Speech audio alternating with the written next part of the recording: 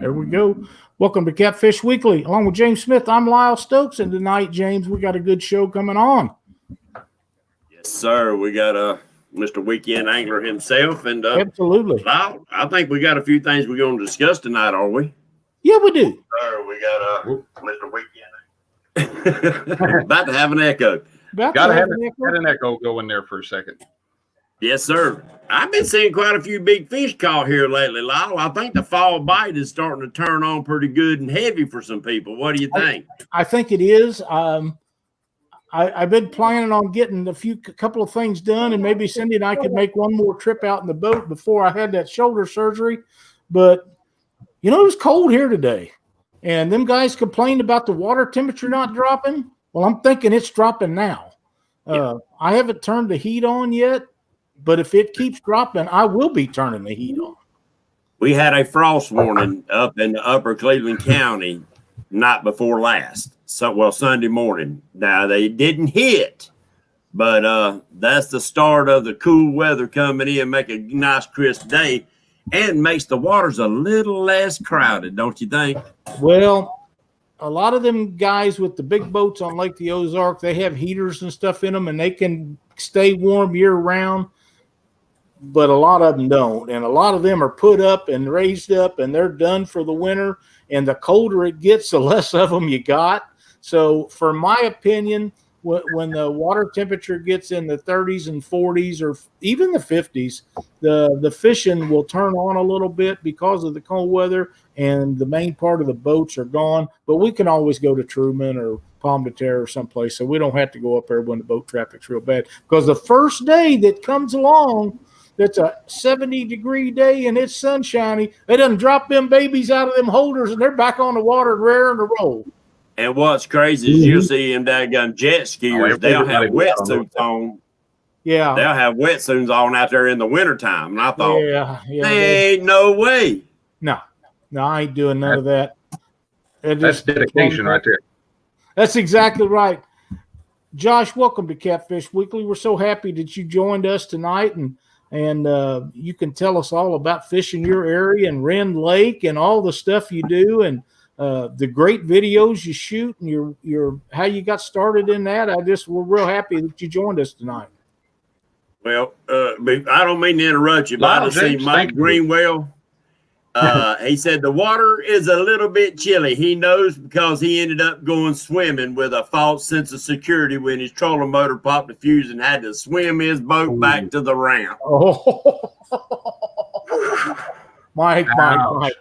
Oh, you just make a phone call, Mike, and have somebody come and get you. Hey, Doris, Maurice, how you doing? Yeah, I ain't doing none of that. Oh, no. Sorry, Josh. Didn't mean to interrupt you. I had to bring that up, though. I know that's man, it takes a lot to say, I got to go in. No, that's perfectly fine. That's a story that has to get told. That's no problem at all there. So. Lyle, James, thanks for having me on tonight. Sound like we're already having fun.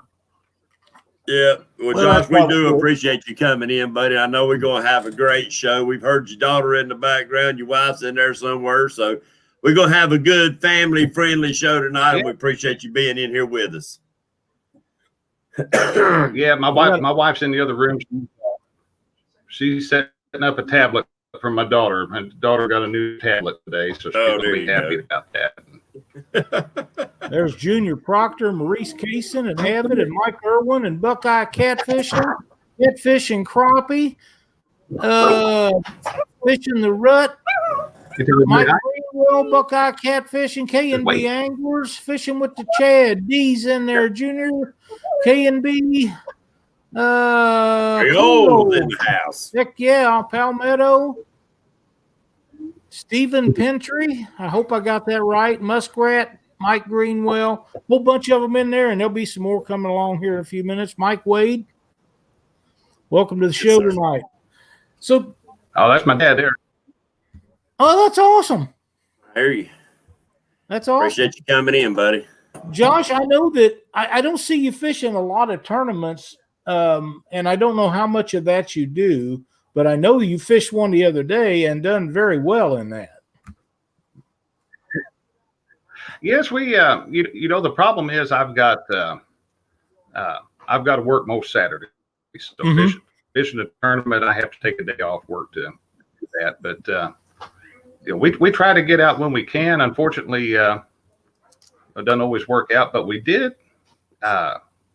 Fishing with the Chad had that live tournament here a couple of weeks ago, and I run across it and started talking to him, and it was a couples catfish showdown, husband and wife teams, and I talked to Christina about it, and she seemed open to the idea, and we ended up having a blast at that thing.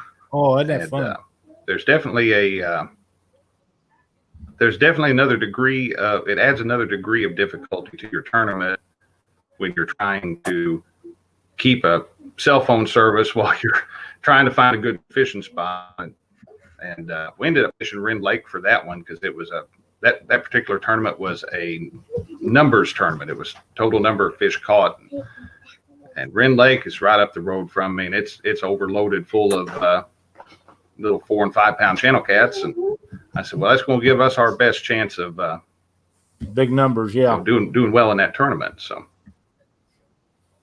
that's a lake that I've been around by a lot of times, but I never did fish it because I always heard that you could catch great numbers of fish there, but nothing of any size. And back when we was headed to Memphis or something after big fish in tournaments, it just never was something that caught my attention enough to stop by and fish, But for a tournament like Chad put on, I really numbers. Yeah, I understand crappie numbers too. Now there are crappie is probably the biggest fish that people go for on Wren Lake. It's what it's known for, but the channel cats, the numbers on channel cats are right up there with it. Now there are some massive flatheads get pulled out of that lake every single year. Now I haven't been fortunate enough to come up with one, but there are some big that's a very good flathead fishery. I wonder why you never us outlying guys don't hear about that. Them local guys keeping it to themselves. Well, you know what surprised me is when we started out in that tournament, and I mentioned we were going to be fishing Wren Lake and was trying to describe it, and I was just surprised how many people had heard of that lake. Yeah, and it's a home lake for me, but it's not one that I fish on a regular basis. Usually, if I'm going lake fishing, I go to Crab Orchard, which is 20 minutes closer for me, and the quality of the channel cats go way up in there. We start looking at channel cats in excess. We're catching regularly in excess of 10 pounds on Crab Orchard, so they're a little bit more fun, a little bit bigger fish, Well, 10-pound channel cat's a great fish. I mean, 10-pound channel cat is fine. That's a great fish. Yeah, I take all I can get, and yes, sir. Turn them back or I've ate 10-pound channel cat before. There's nothing wrong with them, but they're so few and far between now in my area that I probably won't ever do it again. If you caught one every third time you pull one in, it'd be different, but you don't do that anymore. Right. We hardly ever see a 10-pound channel out of wild. It's been a couple. Really? Yeah. I see. We went ago, but not no more. I got Dad to go with me. I think it was last December. And took him out on the orchard. We went catfishing out there. It was day after Christmas, something like it was late December, and I think we only ended up putting 3 fish in the boat that day. Dad's in chat. He can remind me if I'm getting it wrong, but I want to say that all 3 of those were in excess of 10 pounds, with the biggest one probably being close to 15 or so. Man, that's great fish. Very, very good quality fish. And it was nice. I can't hardly talk Dad into going out there with me all the time, but I was like, I get him to go out there with me, I've got to put him on some fish, or else he won't go at all. So I don't blame him. I don't blame him. What got Yeah, I wish we could get into some Something 10-pound channels again. about sitting in the boat in December, how did you get started sitting in in the boat in the? December, not catching fish. How did you get started in the YouTube video business? Well, I had actually looked at cameras probably every bit of 10 years ago or so, and I wanted to record what was going on when I was fishing, just because of all the silly stuff that happened. I said, man, I'd like to have video of this, or I'd like to have video of that. Or you start to catch, we catch a decent fish. I said, man, that'd be cool to have on there. And I just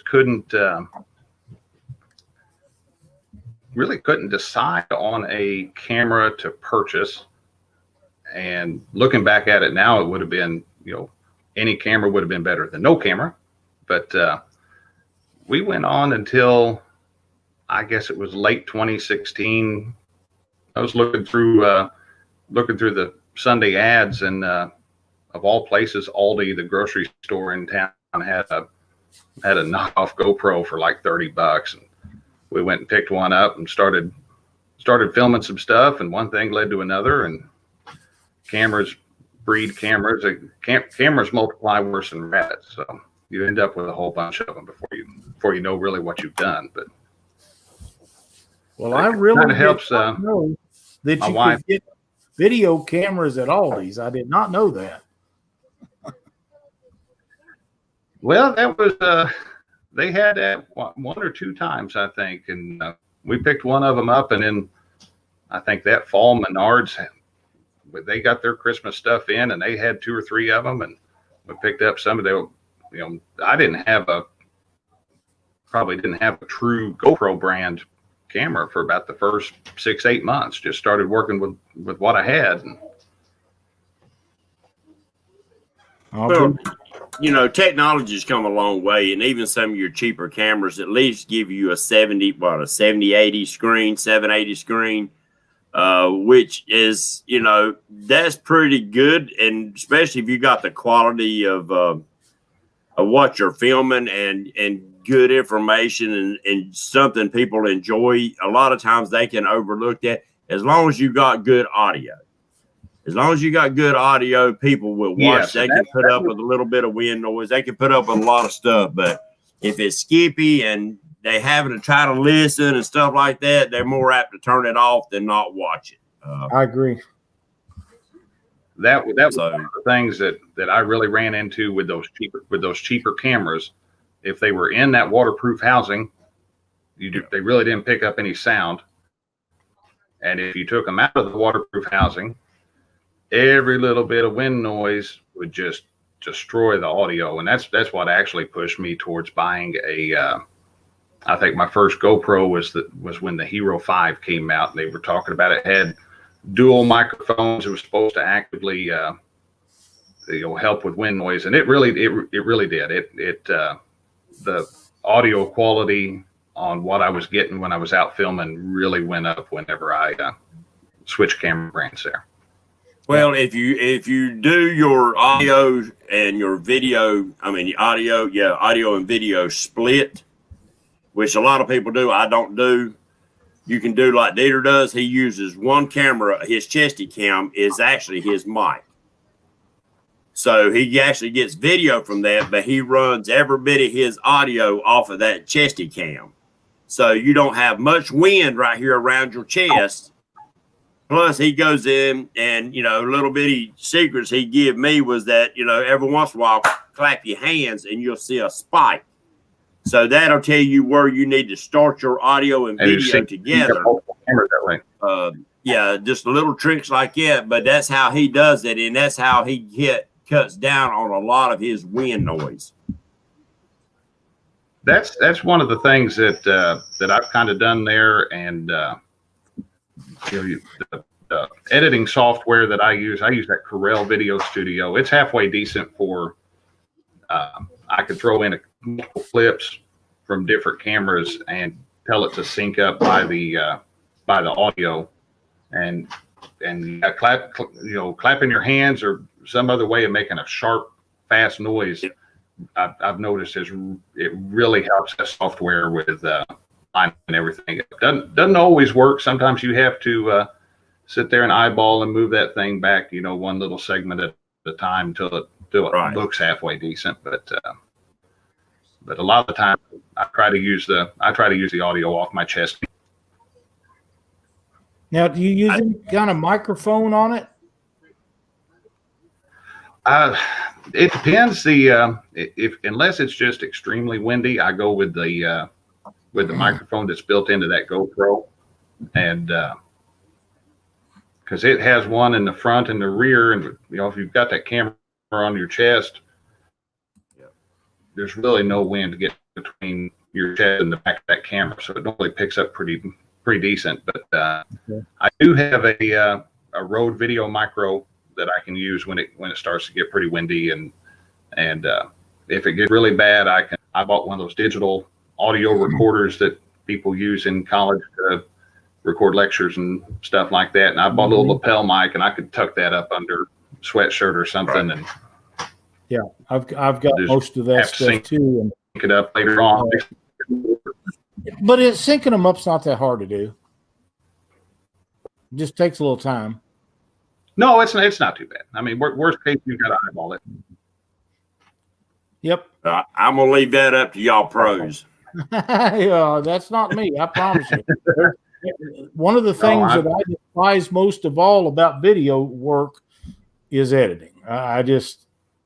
It takes me. I don't do enough of it that it takes me a long time, and in between times, I forget what I learned the last time, and it's just a pain in the butt for me. But it makes for a lot better quality stuff. I believe that.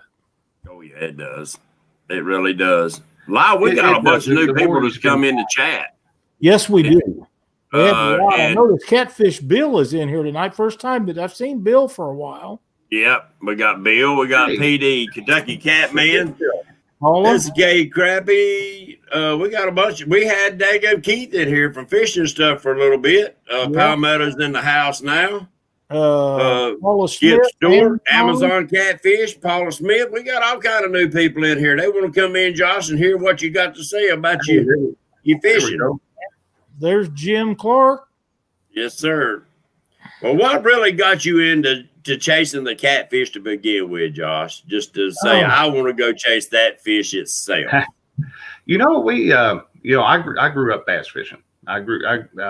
My grandpa, who taught me to fish, that I fished with probably every weekend growing up, he fished a lot of bass tournaments locally, nothing professional, but he fished a lot of bass tournaments. And we went out once.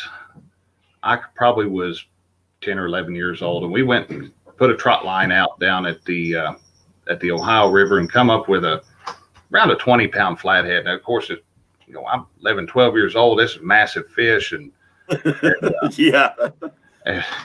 We got doing that. And I've always enjoyed fishing for catfish, and just here recently, really, we I don't know. It's just those big fish chasing those bigger fish. I got a hold of that 44 pounder last December, and I don't know. I got the bug, I guess. It's like a drug. You get one, you want the better one. You're chasing it after that. Well, so that's your biggest one so far, 44. My biggest one's 44 and a quarter. And that's what mine is, 44. That's a giant, man. It's it. Yeah. Did that come out of the Mississippi River, Josh? That come out of the Mississippi River like 3 days before Christmas. My buddy Heath and I were out there. We were anchored up behind one of those wing dams, and we had been getting bites all day long, but nothing would hook up. It was just little pecks here and there. And we ended up we had we were fishing with shad. It was stuff that I'd thrown the net the day before and caught, and we were cutting big chunks of shad, just kept putting big baits out there. And I finally decided, I said, I'm going to let one of these small fish that are probably pecking this, hook up. And I took probably a little 3-inch gizzard shad, hooked him whole on that hook, pitched him out there, and it wasn't 5 minutes that big old thing took over, and it was. I was like, "Oh, here I've been throwing big baits at him all day, and he wanted something tiny." But they're weird like that. They're are. finicky. They are Sir. weird like that, and that Mississippi River is a place. In my mind, it's the greatest fishery in the United States. I love it. Anybody that disagree with that, I don't care what kind of battle they put up, I can counter it, because there's been 3 world records caught out of the Mississippi River. No place else has done that. And we have proof from the Missouri Department of Conservation that there is several in that Mississippi and Missouri River system, new world records that's not been landed from studies they done by shocking fish up and different things. So them guys can talk all that stuff about these places throughout the United States, and they're all great fisheries. I'm not taking anything with them, but there's no place like the Mississippi River system. They're just not. All the great rivers flow into it. So. It is definitely a very, very good fishery, but it's, that river is also one that river's not forgiving.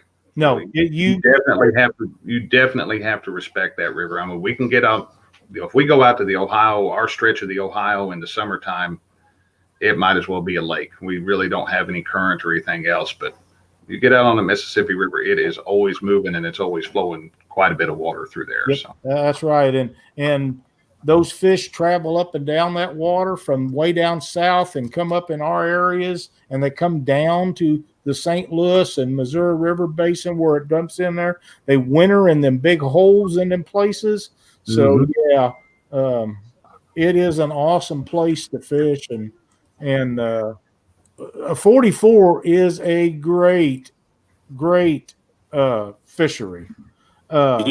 And the Missouri River, where it jumps in there, them fish travel up and down that Missouri River too. So that makes for a great place to go. And you're close enough there, you could get in a boat and go anytime. Well, I'm ready to catch a 44 that it wasn't fresh off a spawn. I want one that's got her belly full and got a lot of fight in it. Yeah. Yeah, that, for as big as that fish was, and it really didn't put up a huge fight. Really? It wasn't until I started, it basically, when it bit and I started reeling in, it was coming to the boat. And it wasn't until I started to bring it up. I'd get a few winds up and it'd go straight back down. I was like, I was telling my buddy who was standing next to me, I said, I think this might be a decent fish. And he's going, I was going back looking through that video, and when I was editing it, you can hear him saying, he's like, I think this current's got you fooled. He goes, and then the more it keeps pulling drag, he's like, well, he goes, it might be 20. And then it come up, and both of us, we're picking up our jaws off the boat there. And he's like, man, what a hog. It was, and there's guys every year out there on the Mississippi and the Ohio even that catch things that make that look like a minnow. Those fish are out there, that's for sure. One of the most fun things that I remember about a big fish that I never got in the boat was Cindy and I was in a night tournament. I believe it was Cindy. It might have been. I'm sure it was.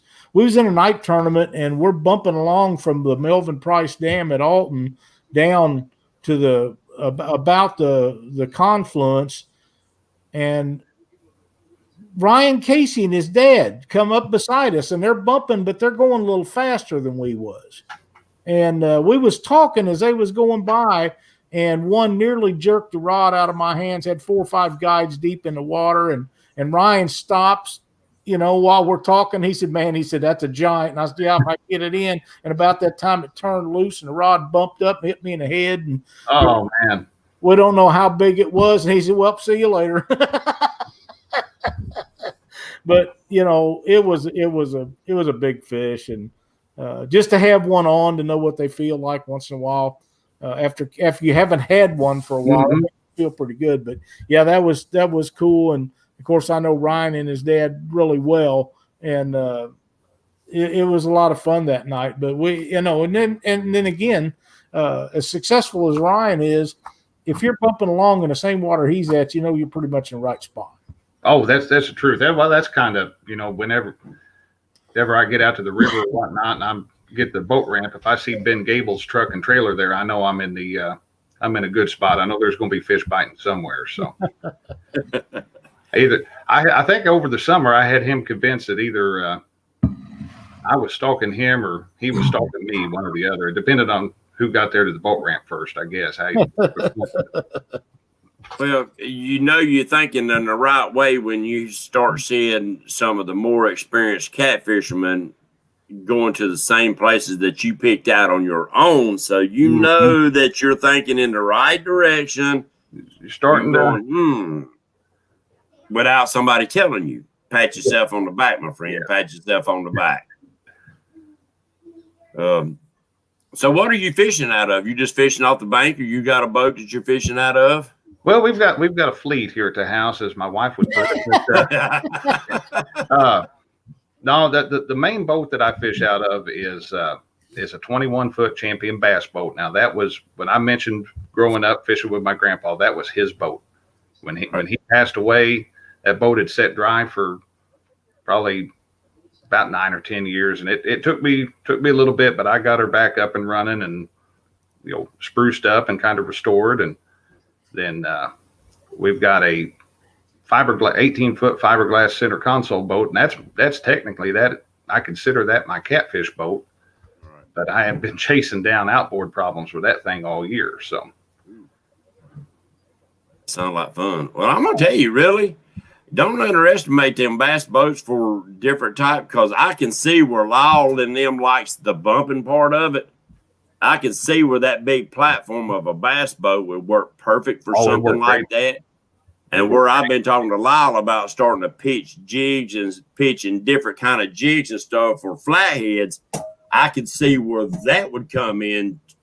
That would work perfect. I used to bass fish for years. I tournament fish for a while, but I never thought about chasing the catfish like that, pitching jigs on them.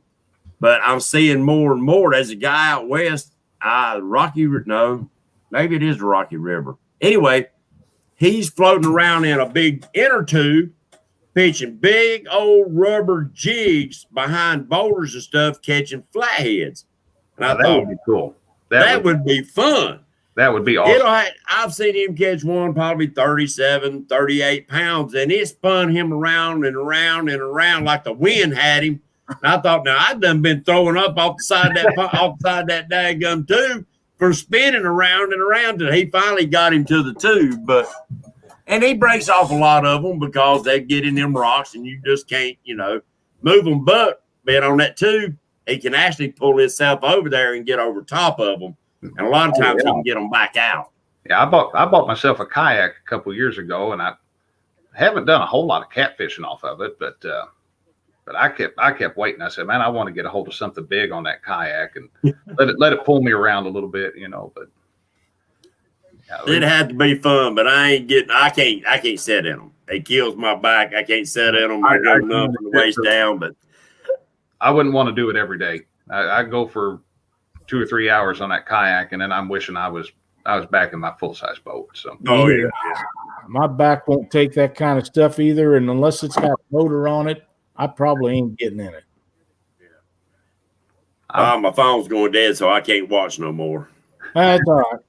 No. Like I say, if it don't have a motor on it, I'm probably not going to do much paddling anymore. Bad shoulders and bad back. There's just, sometimes you just got to turn loose of the things that the kids do and adult a little bit. And I don't want a tiller wheel. I want a steering wheel. Yes. Sometimes I want a brake pedal, but most of the time I can live without it. Yeah. Now, I do have a little old 10-foot aluminum boat, but that's to throw in this pond over here behind the house, and my pond only, There you go. It's one of them old, thin aluminums that you can pick up with one hand, throw it over your head, and carry it off to the water. It's lightweight and stuff. You don't really want to hit a good stiff stick in that little thin aluminum thing. It's probably going to cut a hole in it, but either way, it's for pond hopping and pond hopping only. Yeah. Looks like old Wicked Catfish saying the big blues will pull you around 2 to 4 miles an hour in a kayak. That might be Might be fun to do there. Yeah, that would Hey. be fun. Hey, I watched them shows. These guys are going out in the ocean in kayaks out there off of Hawaii, chasing them big wahoo and stuff. I thought that's crazy, son. There was one. I haven't got to see the video, but a coworker of mine had told me about it last week. He said there was this guy out off the Gulf Coast, and he had hooked a shark on this kayak and ended up flipping his kayak while he was fighting the thing. It was in the water. Got a shark tied on. And I said, that'd be crazy, man. I don't know if I want to go that far, but K&B got on you, Lyle. Did you see him? Yeah, I see. I'm trying to watch this chat and listen to Josh. And to tell you the truth, as funny as some of the stuff is in chat, I really want to hear what Josh got to say. And K&B, Kevin's only going to give me crap anyhow. Yeah. I had to scroll back and find what he said. Oh, man. He's insinuating that month of December's coming up quick. What he was insinuating, I think. Yeah. Well, we'd like to get out and go another time or two before I have this surgery, but they called me today, and I told James this, and said that they had a cancellation and could move me up. And I'm thinking, yeah, I'll just as soon go ahead and get it over with. But it was for next Monday.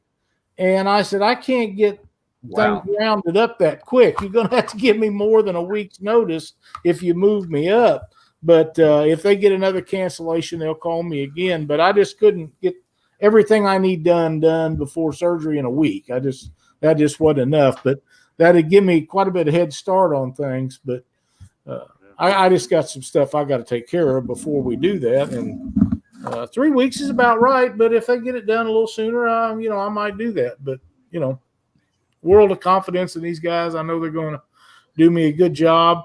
And in the meantime, I have them painkillers in me, and whatever K&B has to say, ain't going to care anyhow. See, Team Wampus Cat's in here tonight. Combat Carl's in here watching us tonight. It's awesome to see Carl in here. He's been on some great fishing. Man, I've been watching some really good videos. Josh had a good one out the other day. Yeah. There's been several of them that have popped up in the last few days and that I watched. Let's see. SK had a good one out today where him and two other guys was catching crappie. I'm ready for some good cold water crappie. Oh, man. You know them things. Eaton River Certified had one out today. Doc Lane in the house tonight. Bless his heart. Hey, Doc, how you doing? Norm had one. One Over had one yesterday, I believe it was. Jigging with Jake had one. Fin Seeker, Palmetto had one. There's just been a bunch of really good content on, and I think we made the statement the other night when I done that marathon with Mark and a bunch of them, Betty and James Dockery and Stan was on for 5 hours on a live stream. I had no idea we was on that long. Didn't know we was going to be on that long. But we had a really good time, and we talked about a whole variety of things. I even told some stories about old Doc. So, David, I'm glad you enjoyed it. We had a blast doing that. And I understand that Mark's going to be putting together something for that late at night and the night crowd. So it's going to be a lot of fun. Hey, Funk's in the house tonight. David, got a lot of good channels and a lot of good people coming in watching us live. I can't see the numbers, and see, for some reason on my side, I can't make comments in the chat. It does not, and I've noticed that before. It does not give me the. Are you not holding your mouth right, or? I probably not. I guess I'll just talk to them through the mic on my computer. Well, heck, you got muted, James. Somebody muted you for something, dude. Maybe bad behavior somewhere. Well, if that's the case, I've been muted by better. Doctor will do that just for craps and giggles. No, it don't even give me a place to enter the chat as far as typing into it. Huh? But so on my side, you can see the chat. Yeah, but I can see the chat, but I just can't enter the chat. It does not give me. It does not give me the chance to do it. David, we plan on doing it more. Just hang on. It's going to be a lot of fun. Mark from Catfish and Crappie had a video out today, a live that he done. And if you get a chance, go watch that. And I've talked to him about some different things, but it's kind of his deal. And I know that him and Betty and I and all of us that was involved with that, even Dockery had a good time. I seen him smile once. You hardly ever see Dockery smile, but he was laughing. You know, we had a wonderful time, and I looked up at the clock, and it was like midnight or 12:30, and I thought, well, we're about done here. And the next thing I know, it's 2:30, 3 o'clock in the morning. I was like, geez, I got to get my way to bed. You know, it's just too late. I was just glad that I'll end up waking up in the middle of the night and catching it. You know, I didn't have a clue. Woke up, come outside to walk around, turn my phone on, and had a notification went on there. And they was laughing about Cindy and Lyle on the phone and not knowing they was live. And I thought I was going to roll, son. That was some funny stuff. But that was some good quality content. That was funny. It was perfect for late night. It was. You know, so if anybody gets them notifications for that to happen again, join in because it's good fun. It was. Just good fun. It was a lot of fun. So, Josh, what do you got coming up in videos that we can look forward to? Well, I've got one scheduled to go live tomorrow at 6:30 Central, and that is from a trip I took with Captain Terry Rogers back at the beginning of September, and I had gotten a hold of him. Let's just say my track record trying to drift was less than ideal. I spent more time snagged and everything else. So I'd gotten a hold of Terry, and I said, I want to book a trip, and I want you to teach me what I'm doing wrong. And so, I mean, within 15, 20 minutes of getting started, he'd already shown me 2 or 3 of the things that were causing me so much grief. And we had a really good day out on the water that day. We had a fish in the 30s, another in the 20s, probably another heavy teen, and we probably 70 or 80 pounds of fish in that video that drops tomorrow. So that's awesome. Cool. Terry's a really good guy to be. Terry's a very good guy hanging out with.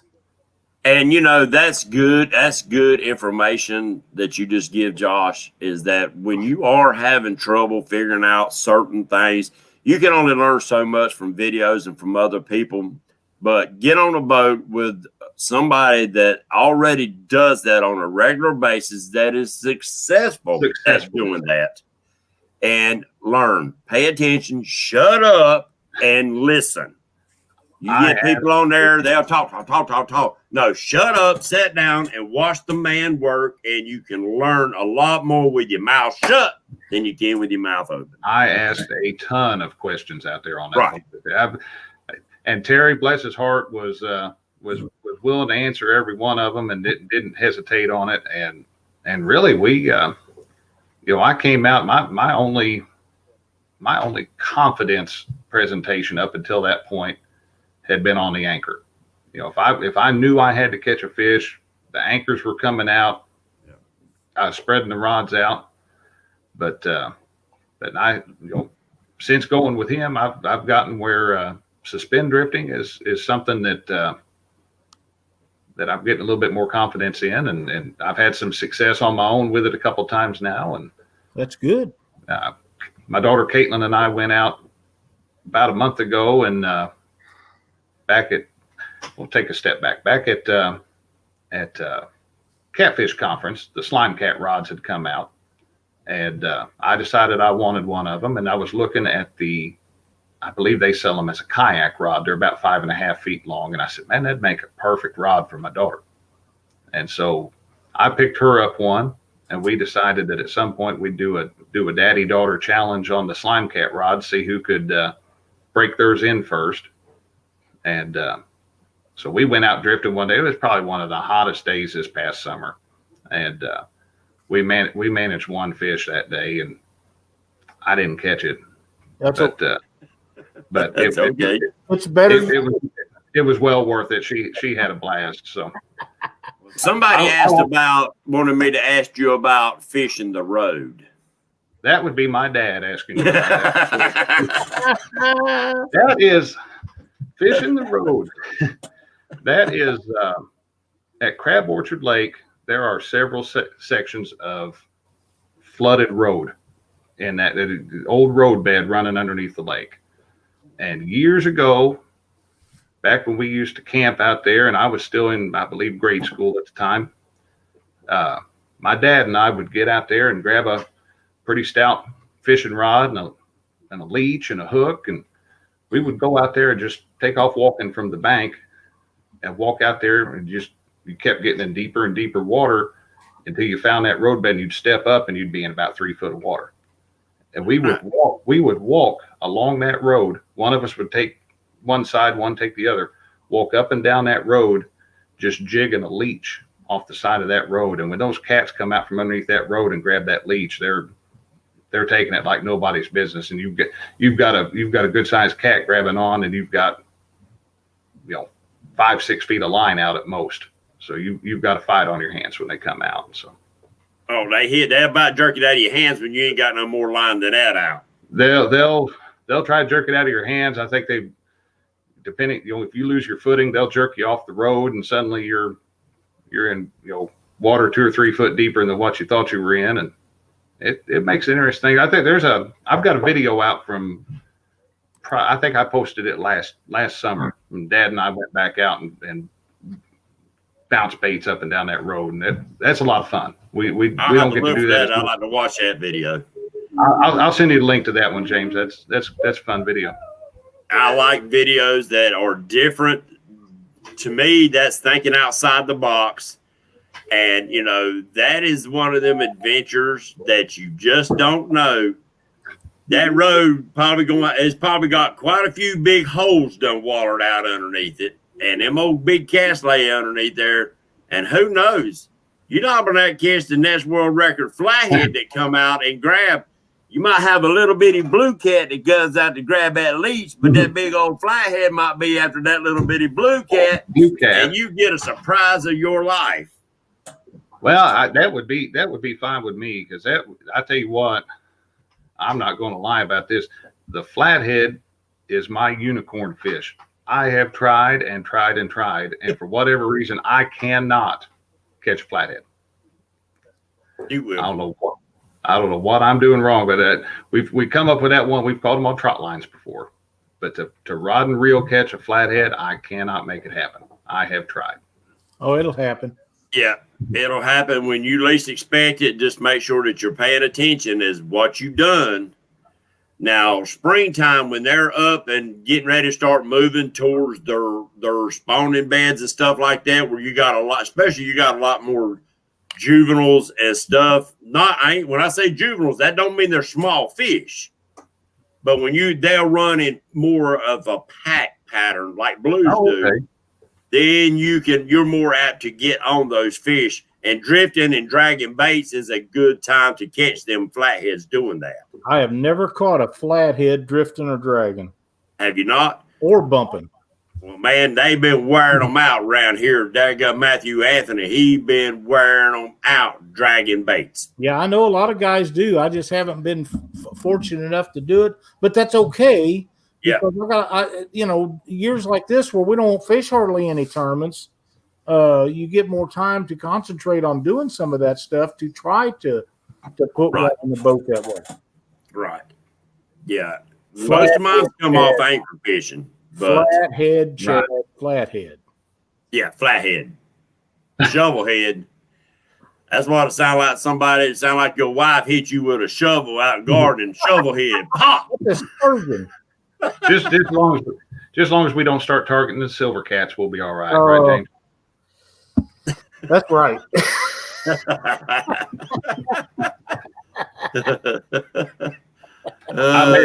I may or may not have been the author behind a certain silver cat picture that came out earlier this week.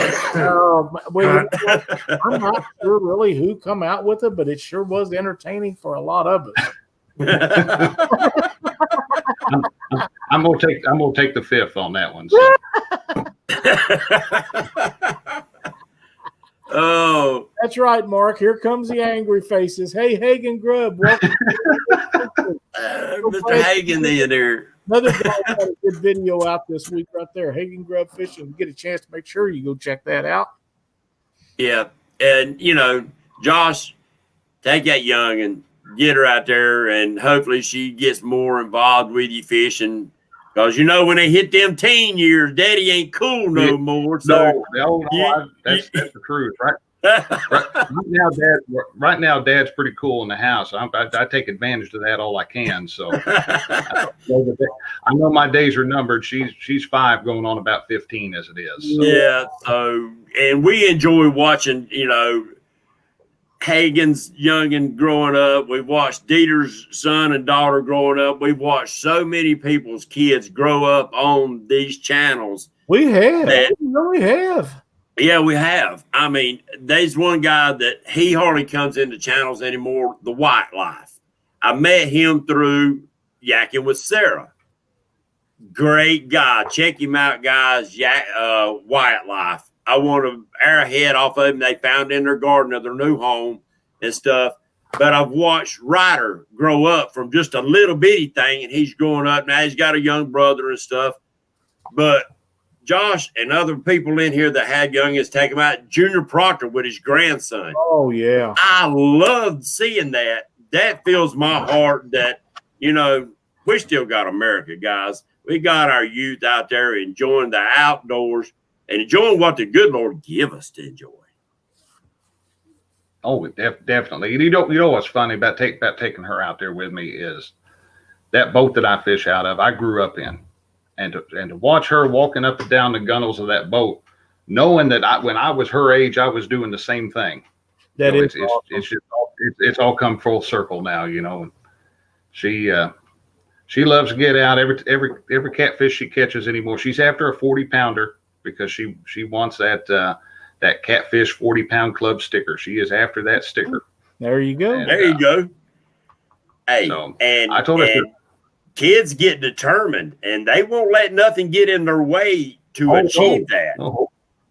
And that's okay. Every fish that we put in. She asked, "Dad, is that 40 pounds?" I said, "No, honey, that's not 40 pounds." But she is after it. That's for sure. I told her, I said, it took your dad almost 40 years to come up with one. I said, I don't think it's going to take you that long. I said, but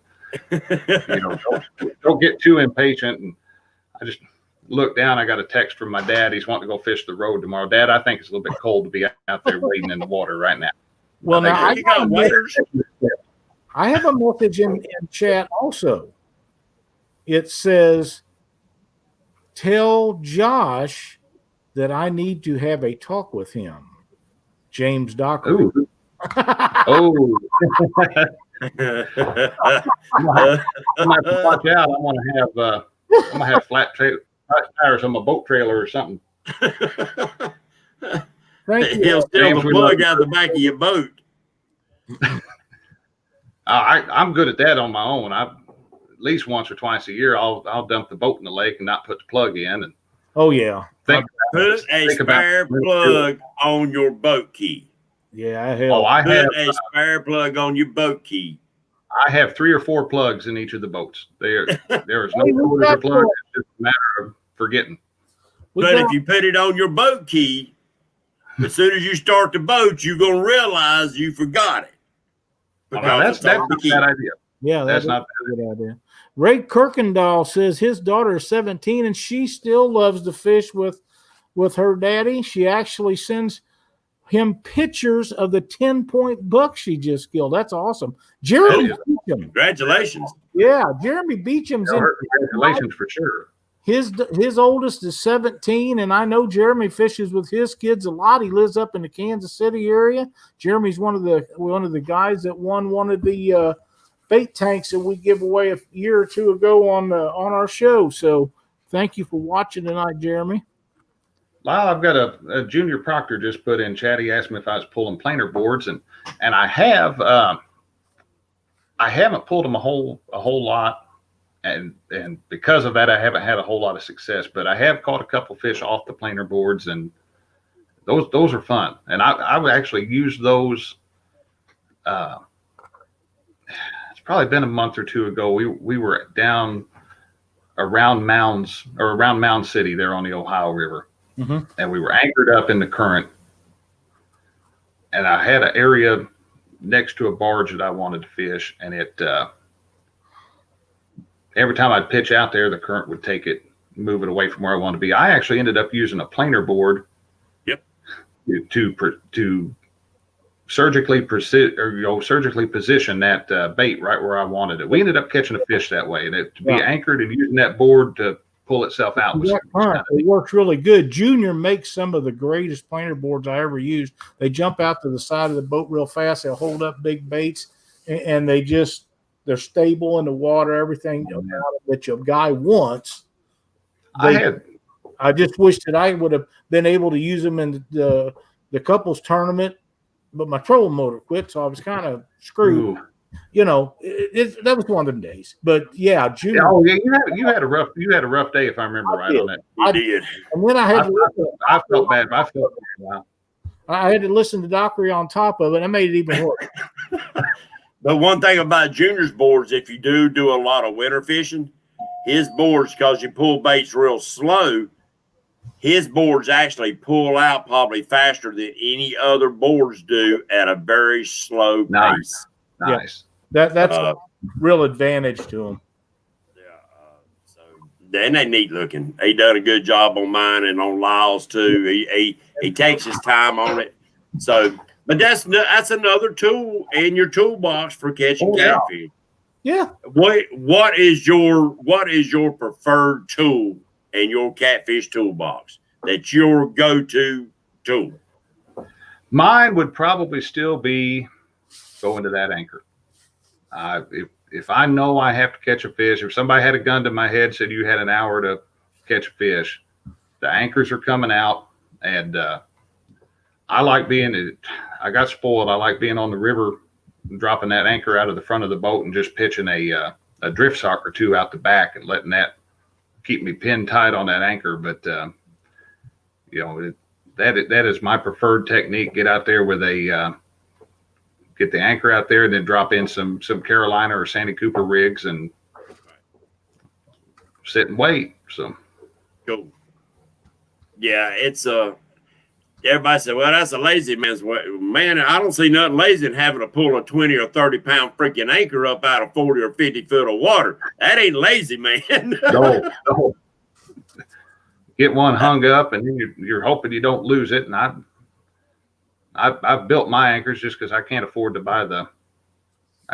lose one. So I ended up, I've got a Harbor Freight welder and I can make a mediocre weld that wouldn't pass any certification ever. And it a hole on it. It's held in the Mississippi. So that's enough. The greatest anchors that I've ever had in my life was never supposed to hang up where you'd lose them. And I lose about one a year. So, I've lost one, and it was the rope tangled up as I was trying to double anchor on Rend Lake, and the floating rope didn't float. And so somewhere at the bottom of Rend Lake is a nice anchor with a rope attached to it, and I dragged around trying to catch it back, but it just didn't happen. Doc Lang and I had we was asked to make a video when we was in Memphis about using an anchor ball. And I had an anchor that I'd used 4 or 5 times, and Cindy actually won it in a giveaway at Monsters on the Ohio, and never snagged. Mm-hmm. And I've got every kind, or have used every kind of anchor till I lost it that's been made, I believe. And this would stick and hold faster than anything I've ever seen in my entire life. You drop it over the side of the boat, and by the time you got to where you was going, all you had to do is tie it around a cleat because you was stuck. Period.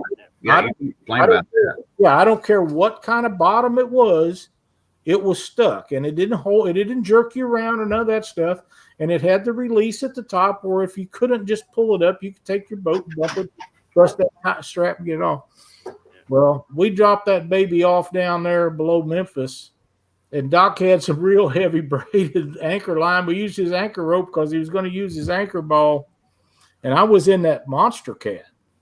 with a 300 E-Tech on the back of it, and we couldn't break her loose. It was pulling the front of the boat down. Oh, man. And finally, we ended up cutting Doc's anchor rope to get his ball back. And I never snagged my patoot. I mean, well, it didn't really snag, but, we just dropped it off, never thought about that revetment and not being able to get it back. And then I bought another one. I was so impressed with how fast it hung to the bottom. I called Mike up and bought another one. And we used it 3 or 4 times, and the same thing happened to it in a bunch of trees. Oh, man. I told Cindy, I said, I love them things, but I ain't buying another one. That's it, Hey, them boulders will get it too. I've got 2 in a cove over on Wiley. It's the only cove that you can see the big boulders on the bank, and you can see them on your graph underneath. Well, I didn't think I was anchored nowhere near where them boulders were, but apparently so. Me and Wampus Cat pulled that pontoon back and forth 30 different directions trying to get them suckers loose, pulling the nose of that pontoon down to finally I thought I was going to rip the railing off the boat. And I finally said, just gas the motor when it goes down as far as it can go, and I'm pulling it down, cut that freaking rope and just let her go. The heck with it. We'll just float around with the wind and see what we can do. Never did get them back. And I've heard a couple of other people say that they've actually lost anchors in this cotton picking cove. Apparently, the way them boulders are round, when that anchor goes down up near, locks underneath it, you ain't getting it back. Because if you try to pull it backwards the way it went in, then it turns up this way. So it's grabbing that boulder. It don't matter which way you pull it. You've got an anchor eater down there at the bottom of there. That's right. Thank you for the super chat. I'm not even going to try to pronounce your name because I have no idea where to start with that. But Tirador Arco. What was that? I'm going to guess at it as Tirador Arco. That's what I would say. But all right, thank you so much. If I butchered it, I apologize. I try not to butcher names, but sometimes it just happens. But we do appreciate everything you guys do for us. Yes, sir. Yes, sir. Now, your daughter, what's her biggest fish? Her biggest fish right now is just shy of 18. She caught that. That's a good fish. Which was a good fish, and she had a blast with that. We caught that one last November. We were anchored up outside of Rosiclare, Illinois, on the Ohio River, and it's just me and her spending the day out there, and we'd anchored up. I was letting her reel the fish in, and she'd caught one that was just shy of 10, and she got pretty excited over it. And next thing you know, she and I sitting there watching this fish bite. He's just slowly pulling that rod tip down, and it popped back up, and he probably bit for 5 or 6 minutes before he finally decided to take it. And I just, with her, for me, it's easy just to leave the rod in the rod holder, let her stand right there at it. Then that thing, she don't have to worry about trying to keep that rod up or nothing. She just sits there, cranks it in, and she trash talked the fish the whole time as she's reeling it in. And she's got her father's Irish temper, so she comes by it naturally. And but she was proud of it. And the smile on their face is you cannot put a price on that. But at the same time, when they fight that fish and it gets off right at the boat, the tears will flow. It breaks your heart because you know how it feels. But just prepare because it's going to happen. It's going to happen. Yep. And my daggone computer's trying to restart. Hold up. Tirador also says his name is Al. I hope I can remember that. Yeah. There we go. It's a lot easier for me to deal with. Thank you, Al. Yes. See, Junior Proctor's got a question. I just noticed it in chat. Said, what type of rod and reel you use in line, mono, or braid? Junior, I for the most part, I use Tangled with Catfish Extreme casting rods. And most of those are rigged up with a Bass Pro Cat Max reel. When I'm suspend drifting, I've got a few of the Okuma line counters. I like to use them. I use braid as my main line 90% of the time. If I'm fishing from the boat, I've got braid on, and it's usually 50-pound Cas King Superpower. And of course, I always use about a 50-pound monofilament leader to attach my hook. I don't ever attach a hook straight to that braid, but that's my go-to setup. There is those Tanglewood Catfish Extremes. They've been around a long time and they catch good fish. So. Well, Jeremy Beecham said he lost anchor because he decided to throw it off the back of his boat with a short rope and the other end not tied to the boat. That will do it. that would do it. That will do it. I seen a guy that I went to school with one time, speaking of that, and this is really, really funny. But, everybody buys cast nets and usually try to buy something that's affordable but works good, because you're going to end up losing it, tearing it up. Yeah. He paid like $180 for this thing 20 years ago, when nobody paid over $15-20 for one. It was an 8 or 10 footer, and he tried to show me. He puts the thing in his mouth and all that, and I never could do that. And we was at a tournament up north on the Mississippi River, and he said, "You got any bait?" I said, "No." He said, "Man, come on, jump my boat up. We'll go over here. We'll get some bait." And there was 3 or 4 other guys headed over there, and he wanted to show these guys how great this net was. He forgot to put that thing around his wrist, and he gave her a sling, and it just popped out there perfect and sank, and so did the end of the rope. Oh no. And he looked at me, and I am dying. And he said, "What the hell are you laughing?" I said, "Well, what do you think I'm laughing at?" Oh, stuff like that's funny when it happened to somebody else. Absolutely. Yeah, absolutely. And we tried to throw for that, and they finally got it. By the time we got it up off the bottom, it was just ripped to pieces. KB wants to know how you like the Cat Max reels. I like them, but there is it's good that the parts are cheap for them. The level wind, about once or twice a year, I end up having to fix the level wind on maybe one of them. But you call up that number there at Bass Pro in Springfield, and the lady that answers the phone out there, I always just tell her, I was like, "Hey, this is what I need," and give her the part numbers. And whenever I make an order, I order 5 or 6 extras. Yeah, just so I have them on hand. And Do you think that the parts are not hardened enough to withstand the punishment, or? Well, what usually goes out on mine is that idler gear for the level wind, and that's a nylon gear. So I mean, right. It's going to wear faster than anything else in there. So. Right. That's exactly right. Why do they do that? Save money somewhere, but well, I know, but brass is not that much more expensive. I can't imagine. No, it's surely not. But they now I did a video series about the first part of 2019, I guess it was. It ended up being a 3-part video, because I didn't want to have something sitting out there that was like, hour and a half long. But in that video, it's 3 video series. It's on my channel. I do a complete tear down, cleaning, and reassembly of a Bass Pro Cat Max reel, because I know there's a lot of people that use those. Right. And it really goes through. And I've had, I don't take them apart all the time. I've had to go back and watch my own video and go, okay, yeah, that's where that goes. You don't want to put it back wrong and get out on the water, and that would be the time that I lose a fish of a lifetime, and I'll have something silly. Oh yeah. That's why before each rod goes out of my boat and gets cast, I run my hand up my leaders. Mm-hmm. Most of the time I tie new leaders on, then I run my hand up at least 10 foot of that line before it ever gets cast the first time. Because I'm like you, Josh.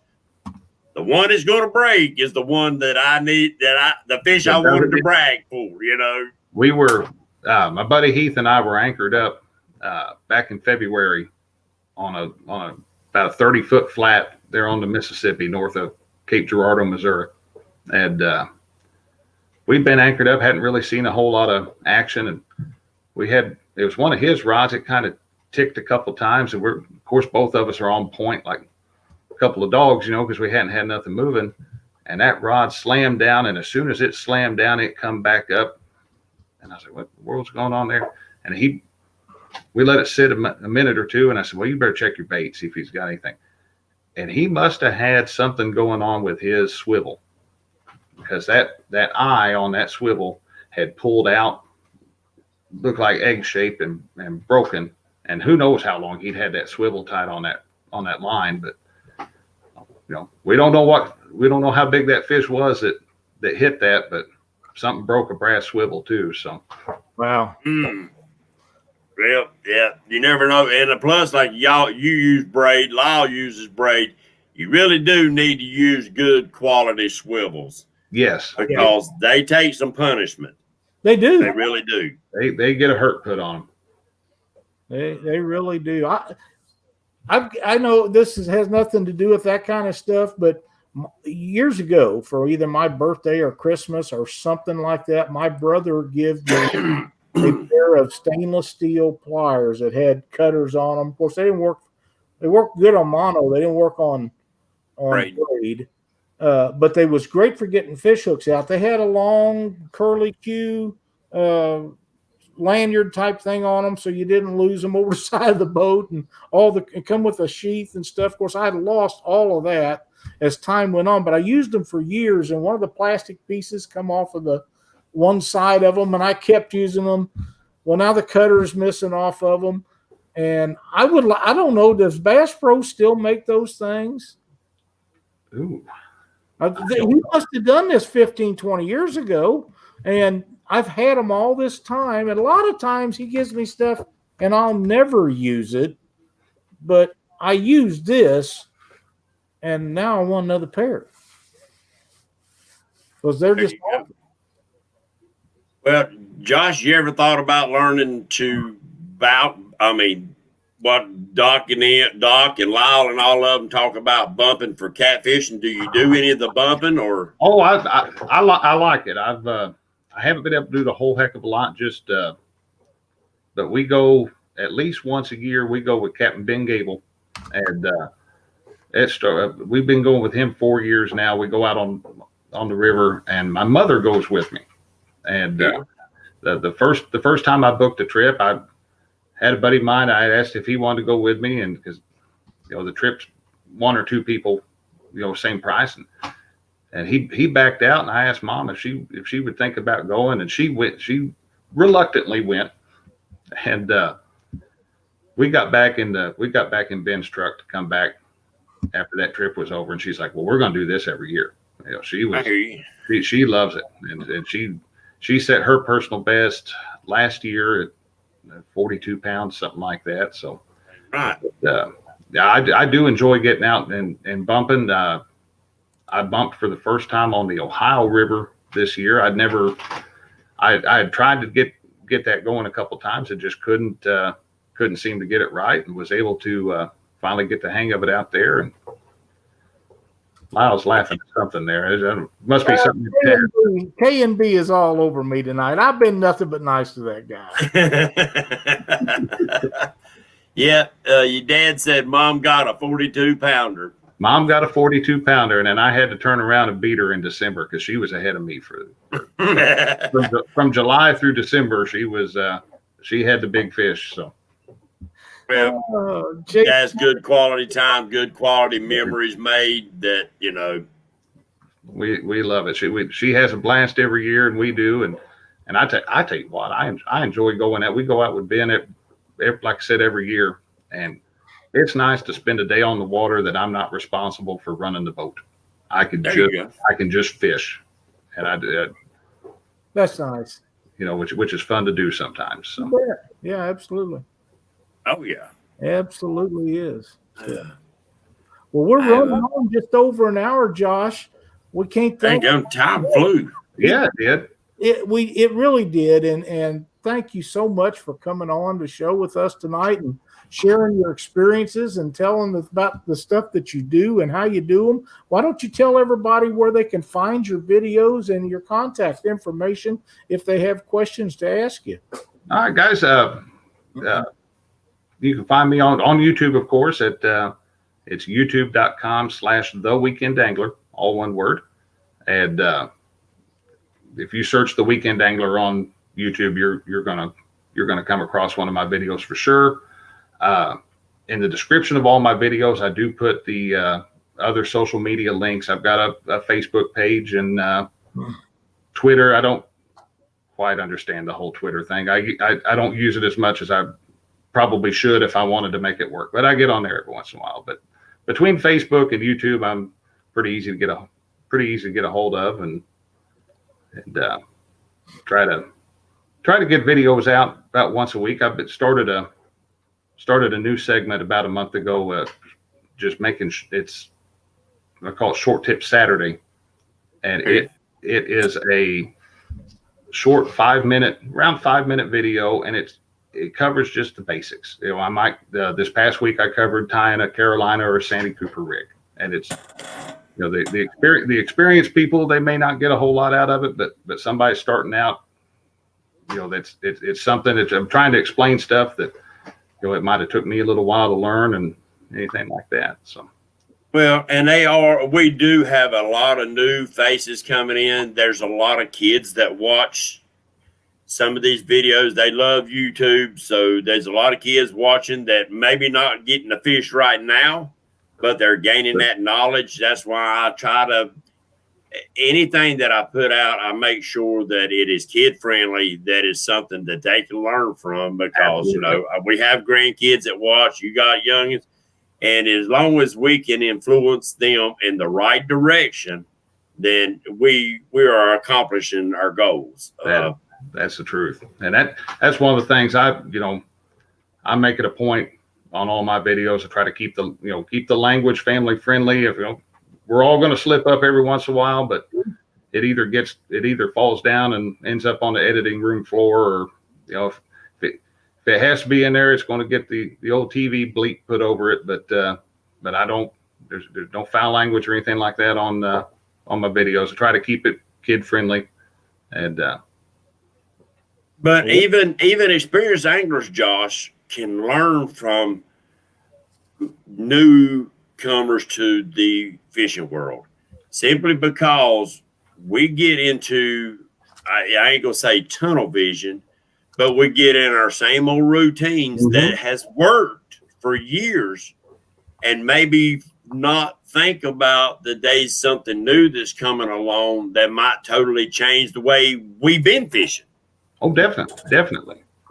There's always something coming out, and none of us know everything, and I don't claim to know everything at all. But and these younger guys can pick up on this electronic stuff so much faster than some of us older guys. And K&B, you don't have to comment on that, you and Dockery. You can just leave that. Amazon Catfishing, thank you so much. We appreciate it. South Outdoors has been tearing up the fish on the Mississippi River South. We're looking forward to some more of your videos too. Yes. JP3, I don't think it's crayons that he's playing with. I think he's smoking something strange. Just he's probably eating them crayons. Yeah, he might be. JP3 is getting bleeped in chat, it looks like. So yeah, he's eating crayons. He's one of them, they had to put a helmet on him to keep him from licking the windows on the short bus. Absolutely. We got a lot of new people in here. Your dad said not me, Josh.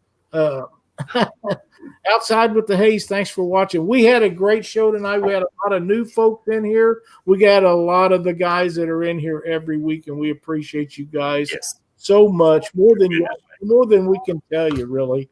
But I'm going to mention something that we're coming up on our Facebook page to where we're going to have 8,000 likes, which is, to me, that's a huge number. When we get to 10,000, we're going to give away a Black Horse bumping rod. Oh, wow. There you go. And we're also coming way up on YouTube to when we get to 5,000 subscribers, and we're not that far off. I don't know exactly where we're at now. We're at 4,370 something. Yeah. When we get to 5,000, we're going to give away a rod just like the one Cindy and I uses in the boat. So That is awesome. That is awesome. Keep that in mind when you share our stuff out so people can watch us. We appreciate all the thumbs up, and be sure to subscribe to Catfish Weekly and like us on our Facebook page. Josh, again, it was a great show. We appreciate so much having you on here. We're going to have to do it again when it's absolutely for you and us, and I appreciate everything you do with your videos and stuff. You know, I watch every one of them. I know. I've noticed you tend to comment pretty quick whenever they drop. So I'm like, a little bell hit on me. So well, if somebody, you know, I lost Hagen for a while, and I would catch him when I'd see him running on there, and I subscribed and I hit the notification bell, but sometimes YouTube will drop that. Yes, it will. Yes. And I went in there and changed it again, and so far I don't think I've missed any of Hagen's for a while, but it happens, and it does. But I want to see all the new ones. And I noticed Kentucky Catfishing was in here, another youngster doing some YouTube videos, doing really good. And every time I see one, it seems like they get it. There is definitely no shortage of good, very good catfishing content. I agree. We talked about that before. I mean, you can't go to TV and find much catfish stuff, really. No, this is our outlet for it here. Yeah, Chris has got a show, but he's the only one. And the rest of them, they do segments of this and segments of that or something that I'm not interested. This is the outlet for catfish content is YouTube, and you can watch all of it you want. And you can go back 10 years and find content that I promise you haven't seen. Oh, absolutely. Yes. And some of it's good. Yeah. Some of it is. But again, thank you so much for your stuff. I hate it that your wife didn't come in there, but I understand how nights and things go. She's floating around a little bit, but she's been keeping Caitlin under wraps, I think, so that she didn't come in. And you know what? We love seeing them kids. We really do. I got grandkids, and every once in a while they're over here when we're doing something, and we come one night they was over here visiting, and I don't remember. It might have been for Christmas last year or the year before, and they wanted to go live, and we just fired her up, and we went live and wished everybody Merry Christmas with my grandkids in here, and that was kind of cool too. So. You know, if they want to do that and they're not camera shy, heck yeah, man, let her rip. Oh, definitely. Yes. Keep her in your videos. We'll always watch that. Oh, she loves to be in them, and she'll ham it up for the camera a little bit. That's okay. There you go. That's good. That's good. But Lyle and James, thank you so much for having me on here. It's definitely been an honor.